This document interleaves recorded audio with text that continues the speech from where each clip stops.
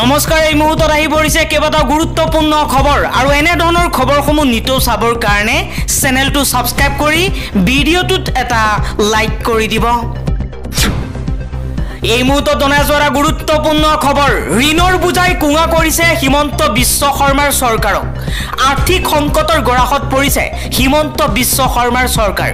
উন্নয়নৰ বাবে মুকলাই দিয়া ধন সকলো বিভাগে ঘূৰাই দিব লাগিব ৰাজকোষক। কেৱল ইমানেই নহয়, প্ৰতিটো বিভাগত জমা হৈ থকা ধনৰ সুদ পৰ্যন্ত ঘূৰাই দিয়াৰ আদেশ জাৰি কৰিছে হিমন্ত বিশ্ব শৰ্মাৰ চৰকাৰে। ভয়ংকৰ আৰ্থিক সমস্যাত পৰিছে অসম চৰকাৰ। ৰাজকোষত এটকাও ধন জমা নথকাত এতিয়া সমস্যাত পৰিছে চৰকাৰ, যাৰ পৰিপ্ৰেক্ষিতত এতিয়া অন্য বিভাগত জমা থকা ধনসমূহো ঘূৰাই দিবলৈ নিৰ্দেশনা দিছে অসম চৰকাৰে। ৰাজ্যৰ উন্নয়নৰ বাবে মুকলাই দিয়া ধনো ঘূৰাই বিচাৰিছে বিভিন্ন বিভাগসমূহৰ পৰা। কেৱল ইমানেই নহয়, প্ৰতিটো বিভাগত জমা হৈ থকা ধনৰ সুদ পৰ্যন্ত ঘূৰাই দিবলৈ নিৰ্দেশনা দিছে। শিশুৰ মুখৰ ভাত কাঢ়ি ৰাজকোষ টনকিয়াল কৰাৰ বাবে বিচাৰিছে মধ্যাহ্ন ভোজনৰ পুঁজিও। আজিৰ তাৰিখত চৰকাৰৰ ঘৰত নাই এটকাও। ভয়ংকৰ আৰ্থিক সংকটত পৰা অসম চৰকাৰে শেষ ভৰসা হিচাপে ঋণৰ ওপৰতে নিৰ্ভৰ কৰিবলগীয়া হৈছে। এক ভয়ংকৰ বিপদৰ সন্মুখীন হ'ব ইজৰাইল। যিকোনো মুহূৰ্তত আক্ৰমণ চলিব ইজৰাইলৰ বিৰুদ্ধে। ইজৰাইলৰ বিৰুদ্ধে একত্ৰিত হৈছে ইছলামিক ৰাষ্ট্ৰ। ইফালে ইছলামিক ৰাষ্ট্ৰৰ কাষত থিয় হৈছে ৰাছিয়া।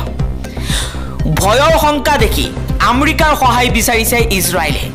ইজৰাইলৰ চাৰিওফালে থকা ইছলামিক ৰাষ্ট্ৰসমূহে একত্ৰিত হৈ যদি আক্ৰমণ কৰে ইজৰাইলক শেষ কৰি পেলাব, যাৰ বাবেই ইজৰাইলে এতিয়া সহায় বিচাৰিছে আমেৰিকাৰ ফালৰ পৰা।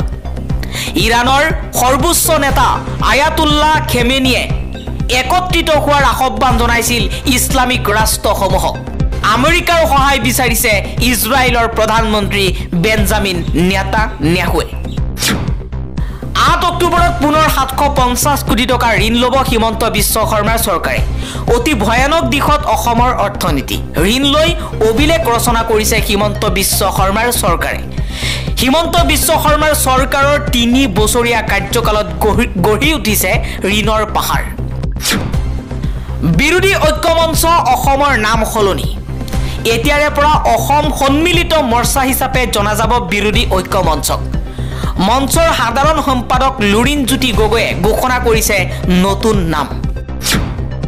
যেতিয়ালৈকে মুখ্যমন্ত্ৰী হিমন্ত বিশ্ব শৰ্মাই মুছলমান শ্ৰমিকসকলক নিৰাপত্তা নিদিয়ে তেতিয়ালৈকে কোনো পৰ্যায়ে উজনি অসমত কাম কৰিবলৈ যাবলৈ দিয়া নহ'ব মিয়া মুছলমানসকলক। উজনি অসমৰ শদিয়ালৈ কাম কৰিবলৈ যোৱা 24 গৰাকীকৈ শ্ৰমিকক উভতাই পঠালে অসম সংখ্যালঘু সংগ্ৰাম পৰিষদে।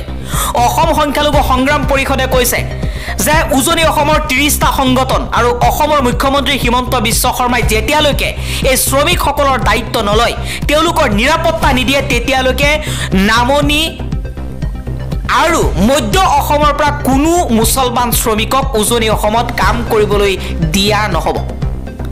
ইটভাটাৰ মালিকসকলে ছুপাৰ ভাড়া কৰি আল্ট্ৰা ভাড়া কৰি মধ্য অসম নামনি অসমৰ পৰা বহু শ্ৰমিকক লৈ যাব বিচাৰি আছে, কিন্তু তেওঁলোকৰ নিৰাপত্তা কোনে ল'ব? তেওঁলোকক যদি উজনি অসমত লৈ হত্যা কৰে তেনেহ'লে তাৰ বাবে দায়ী কোন হ'ব? প্ৰশ্ন কৰিছে অসম সংখ্যালঘু সংগ্ৰাম পৰিষদে। অসম সংখ্যালঘু সংগ্ৰাম পৰিষদে কৈছে যেতিয়াই হিমন্ত বিশ্ব শৰ্মা আৰু উজনি অসমৰ দল সংগঠনে তেওঁলোকৰ নিৰাপত্তাৰ দায়িত্ব ল'ব তেতিয়াৰ পৰা আমি তেওঁলোকক উজনি অসমত যাবলৈ দিম বুলি এক প্ৰকাৰ সকীয়াই দি এই মন্তব্য কৰিছে অসম সংখ্যালঘু সংগ্ৰাম পৰিষদে।